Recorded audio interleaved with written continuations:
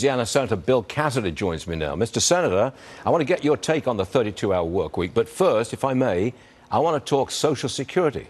Please take a listen to this from President Biden. Roll it. You know, just this week, Donald Trump said cuts to Social Security and Medicare are on the table. When asked if he changed his position, he said, quote, "There's a lot we can do in terms of cutting. Tremendous amount of things we can do," end of quote. I want to assure you, I will never allow it to happen. I won't cut Social Security. I will not cut Medicare. Okay, Mr. Senator, if we don't touch Social Security, it goes bankrupt. Something's got to be done, either raise the retirement age or raise the taxes. Am I right? Well, a couple things. First, Joe Biden's plan, which has no political chance of passing whatsoever, will result in a 24% cut to Social Security, period. That's under current law. And frankly, Trump doesn't have a real plan either. Now, there is a real plan out there, and I've been involved with it. You would set up a trust, you'd set up a fund separate from the Social Security Trust Fund, put $1.5 trillion in it, invest it in the stock market just like 401ks do, and allow it to grow over time. That's what, like, the Canadian Pension Fund does, the Ontario Teachers Fund does. Every national fund around the world does it except for social. If we did it for social, we could actually bail out social and make the program better, for example, by repealing things like weapon GPO, which you don't know about, but a lot of Americans do. Under your plan, your idea, would individuals have their own plan as opposed to being part of a group? It would be part of the group, and the individual would repeal that 24% cut in benefits, which right now Joe Biden and Donald Trump, frankly, are going to enforce on the American people because their plans have no political chance of passing. No, you repeal that. The risk is borne by the fund, not by the individual, and the proceeds over time accumulate.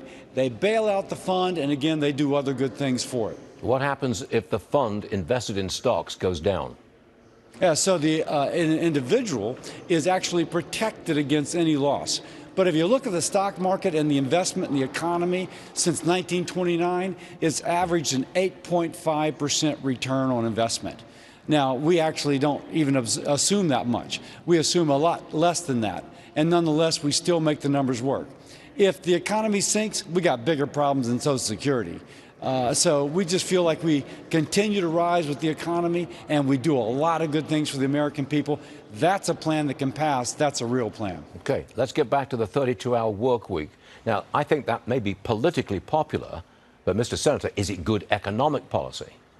It's one more example of the federal government trying to promise free money as if there's no consequences. There's incredible consequences of paying workers the exact same amount of money for working 32 hours instead of 40 hours. So, for example, you increase the cost of labor, which means that companies are more likely to automate. They're more likely to move overseas their operations for cheaper labor costs. And lastly, it contributes to inflation. It is a bad deal for workers. One more example, free money, nothing's free. Last one, Senator. Iowa Senator Joni Ernst says she wants to end secret spending by the administration. She wants to end what are labeled other transaction agreements. Do you know what these secret transactions are, Mr. Senator?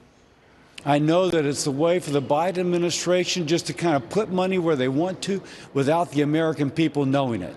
And if you're trying to hide something from the American people, that's a bad thing. Do these payments, secret payments, amount to a whole hill of beans, or are we talking? Oh, it does. $40 million a pop, and $40 million a pop adding up to large sums of money. So it's not just a principle, you're hiding it from the American people, it's the amount, which is actually a drain on the federal fisc. Mr. Senator, always a pleasure. Thank you very much for being with us this morning. Always appreciate it, sir. Thank you, Stu. Yes, sir. Thank you.